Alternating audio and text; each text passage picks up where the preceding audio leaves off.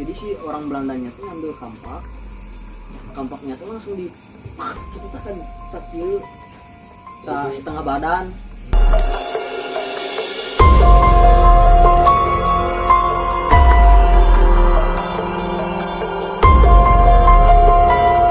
Assalamualaikum warahmatullahi wabarakatuh. Selamat malam, masih di channel Malam Clio. Kenalin, gua Deden Mardiansyah. Sekarang kita lagi di segmen misteri nyata. Sebelum kita memasuki segmen misteri nyata, gua mau ngingetin kepada kalian semua, tonton video ini sampai habis ya. Karena kalau kalian nonton setengah-setengah, nanti takutnya ada kesalahpahaman dan menimbulkan pikiran negatif. Gue di sini udah ngadirin seorang narasumber dan katanya narasumber ini mempunyai pengalaman horor ketika waktu masih sekolah dan dia masih ingat sekarang. Tanpa basa-basi, gue langsung kenalin aja. Selamat malam Mas Adam. Malah Sehat Mas Adam. baik. Ini Mas Adam, dengar-dengar saya dari teman Mas Adam punya cerita pengalaman mistis atau ya horor lah ya. Punya pengalaman horor saat di waktu Mas Adam masih sekolah. Dan itu kejadiannya benar. Iya. Dan itu Mas Adam sendiri yang ngerasain itu. Nah, gue sama temen-temen gue. Itu berarti cerita asli dari Mas Adam sendiri. Oh yaudah teman-teman, sebelum kita lanjut, saya ingetin sekali lagi buat teman-teman, tonton video ini sampai habis agar tidak terjadi kesalahpahaman dan tidak menimbulkan hal yang negatif. Oke, langsung kita lanjut ke segmen misteri nyata.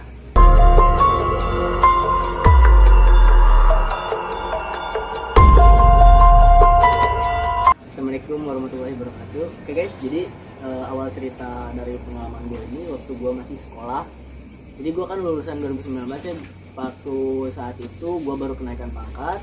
2018 gue sama teman-teman ada acara, yaitu acara diklat. Jadi diklat itu pendidikan dan latihan untuk sebuah organisasi yang ada di sekolah gue. Awal mulanya sebelum malam yang itu gue udah merasakan hal yang gak enak. Jadi dimulai dari mungkin karena gue nggak izin sama orang tua, nggak sesuai jujur. Gue ngomong organisasi juga nggak ngomong kalau ada acara di sekolah. Jadi gue ngomongnya ada acara nginep di rumah temen. Nah di situ pas siang-siang gue berangkat ke sekolah, hati udah nggak enak, nyimpen motor nggak enak, apa nggak enak lah. Sehabis gue nyusun rencana, tek sampai jam 7 malam. Jam 7 malam keadaannya suasananya kayak gini. Jadi baru habis hujan, gerimis rintik, dingin. Dan waktu itu nggak tahu kenapa teman-teman pengen ngajakin buat tidur di teori 6. Yang dimana teori 6 itu adalah tempat yang masih baru selesai dibikin. Jadi pas 2017 itu baru selesai dibikin dan jadi kelas gua waktu gua kelas 1. Di situ nggak tahu kenapa teman-teman gua tuh kayak mulai hal-hal yang nggak wajar lah gitu ya. Emang waktu itu juga gua belum tahu kalau itu tuh malam Jumat. Jadi temen gua yang iseng, ini nggak pakai nama asli lah ya, ini kasih aja nama Budi gitu. Si Budi ini anehnya tuh tiba-tiba nyetel lagu Lingsir Rumi. Nah di situ temen gua yang tiga ini, yang 2 diantaranya itu main silat, suatu silat yang agak sedikit ada mistisnya lah bagi gua ya, di daerah Munjul. Dia ketawa-ketawa pas lagi dinyanyiin pas lagi diputerin lagu Lingsir Rumi. Jadi pas di lagu itu diputer, tawa-tawa mungkin ya ngerasanya kayak nantang lah kalau menurut saya mah ya. Jadi pakai bercanda. Kalau jadi juga heureuy gitulah. Nah pas udah gitu lagi bercanda-bercanda, ketawa-ketawa, gue juga ya mau gimana lagi, namanya temen ya menghargai lah ketawa-ketawa. Gak lama dari situ temen gue langsung diem, yang namanya Alvin langsung diem, terus ngomong kalau udah mendingan nggak usah dilanjut lagi bercanda-bercandanya, langsung tidur aja soalnya besok jam 5 subuh itu perkumpulan untuk adik-adik kelas yang siap untuk tidur kelas. Pas mau tidur itu keadaan udah setengah 10 malam. Tempatnya ya pasti sunyi karena di belakang itu tempatnya masih kebon.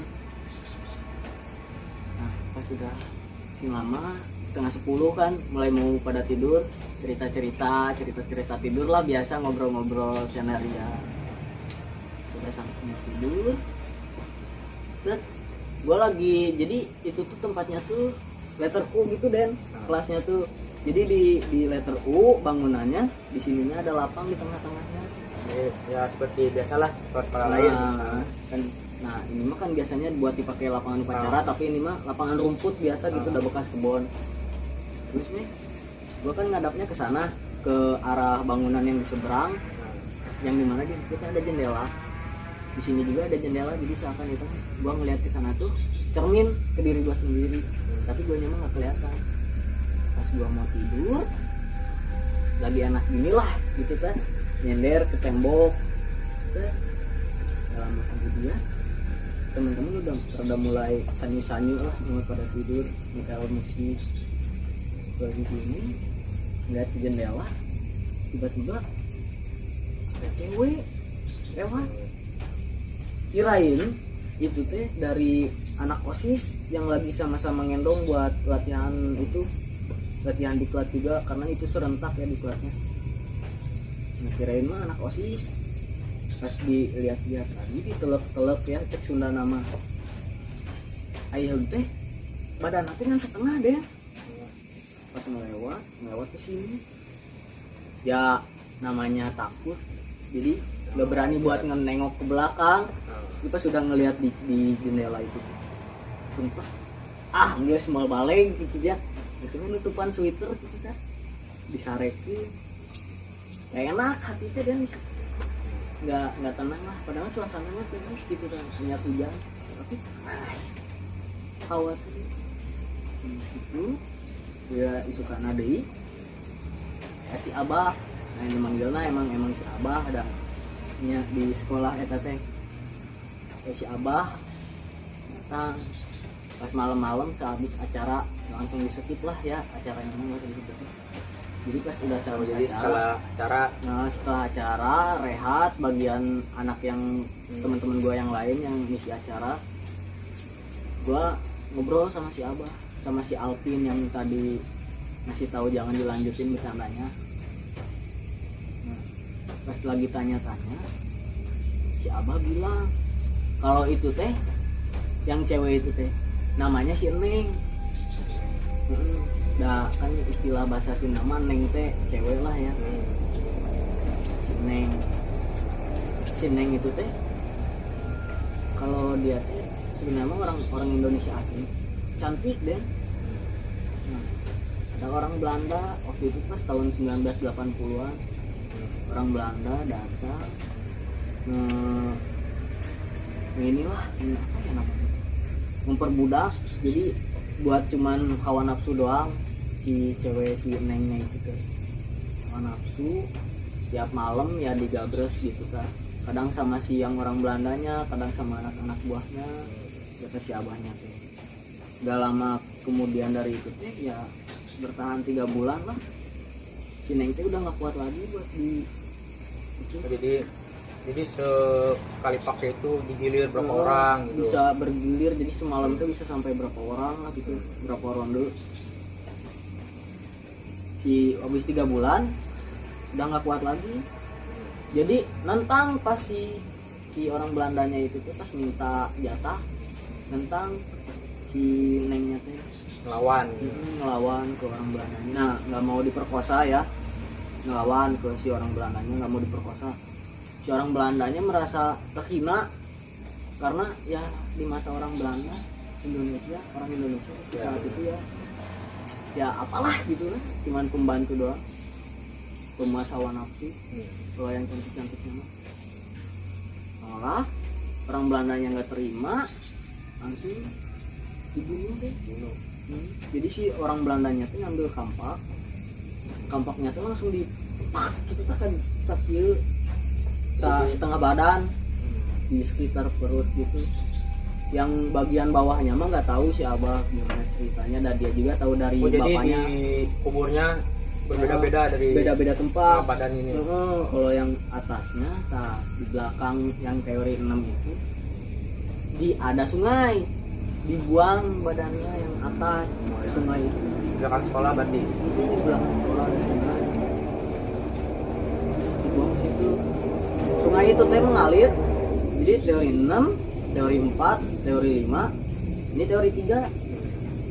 Jika nama mengalirnya kan di dia kan dia. Di teori 3 ke teori 6 arahnya. Jadi si Neng teh sok nampakeun diri di teori 3 di lantai 2, bikin di teori 6. Nah, di teori 3 juga ya di lantai 2-nya sih. Nah, kalau yang pas di teori 3 itu teman-teman yang langsung ngerasain, teman-teman cewek. Di hari yang sama atau beda hari? Beda hari. Beda hari. Jadi pas hari besoknya pas udah gua tahu dari si Abah ceritanya. Karena kan cewek sama cowok ya pasti gak boleh deket lah. Jadi cewek di teori 3, cowok di teori 6. Kalau nggak juga di sekret tidurnya. Cewek di teori 3 teh pas habis itu hari keesokan harinya. Tahu deh, ngelihat juga di lantai 2 teh. Sama si Neng, lihat Neng itu. Setengah badan. Cuman yang lihat ya nggak semua, yang ini doang. Ngelewat juga di situ di lorong yang mau turun tangga ke lantai 1. Nah, ngelihat di situ di jendela. Udah sih. Habis cerita itu nggak ada lagi. Jadi pengalaman pribadi cuma ya diganggu sama si Neng gitu waktu ada dari sekolah. Udah Mas Adam? Udah sih. Oh, jadi gini guys, ceritanya. Jadi waktu Mas Adam sekolah masih perekrutan apa? Diklat. Oh, diklat. Berarti kalau diklat pengangkatan jabatan. Waktu itu Mas Adam itu mengikuti sebuah organisasi OSIS apa? OSIS. Oh, Polsis. Oh, jadi eskul ya. Jadi Mas Adam organisasi sih. termasuk organisasi. Iya, Nah. masih. Jadi Mas Adam itu waktu sekolah itu mengikuti eskul Polsis. Nah, waktu peningkatan jabatan ya, penaikan jabatan, Mas Adam itu disuruh menginap di sekolah dan dan Mas Adam itu tidak meminta izin dulu kepada orang tuanya, teman-teman. Benar kan? Ya. Masalahnya di dunia dia. Tuh, jadi yang pertama itu Mas Adam ketika waktu ada acara di sekolah, Mas Adam tidak bilang kepada orang tuanya, tidak meminta izin. Itu yang pertama. Terus yang kedua, salah satu temannya Mas Adam itu mempermainkan atau ya istilahnya lah, tadinya cuma bercanda, dan yang ternyata bercanda itu kan tidak semuanya membuat orang tertawa, tidak semuanya membuat orang terhibur. Jadi teman Mas Adam itu memutar sebuah lagu yang berjudul Lain Serungi, ya kan. Nah, yang tadinya niatnya cuma dipakai bercanda, sepertinya kayak misalkan gua putar lagu Lain Serungi dan gua rasa lucu nih, gua ketawa kan. Jadi gitu. Jadi yang kedua itu temannya Mas Adam membuat candaan yang ya mungkin bisa dibilang kelewatan lah. Nah, di situ mulai merasakan keanehan seperti yang tadinya tertawa menjadi diam, jadi sunyi, yang tadinya rame-rame kan yang jadi sunyi. Nah, itu yang kedua. Dan yang ketiga, setelah semua siswa-siswinya mulai beristirahat jam 10-an ya Mas Adam lah. Dari sekitar jam 10-an lah, semuanya udah mulai, ada yang udah tidur, ada yang masih belum hayam. Dan di situ posisi Mas Adam itu lagi ngeliatin jendela, masih cenghar masih ngeliatin jendela, dan ternyata di jendela itu terjadi penampakan Mas Adam itu melihat sebuah sosok perempuan yang tidak bertubuh sempurna. Ya namanya makhluk gaib lah, si Neng kan. Nah situ Mas Adam melihat sosok perempuan dengan setengah badannya, dan cerita si perempuan itu yang tadi diceritakan oleh Mas Adam dapat dari info dari abah ya, dari abah penjaga sekolah. Jadi abah itu penjaga sekolah yang udah lama, Dek, sekarang masih hidup. Masih. Alhamdulillah. Cukup aja Mas Adam. Cukup aja. Yang penting mah kalau mau kemana-mana izin sama orang tua, ya, jujur. Ya, yang pertama itu nggak boleh ngebohong. Kalau misalkan main bilang naik gunung. Jadi itu aja ya teman-teman hikmahnya. Oke teman-teman, di segmen misteri nyata ini saya cukupkan sekian. Kalau ada kesalahpahaman kalian bisa komen di kolom komentar, dan apabila ada yang mungkin video ini ada yang belum jelas atau ada yang kurang paham, nanti insya Allah kalau kalian mengomentar di bawah, insya Allah akan saya balas dan akan saya jelaskan kembali. Oke, cukup sekian. Assalamualaikum warahmatullahi wabarakatuh.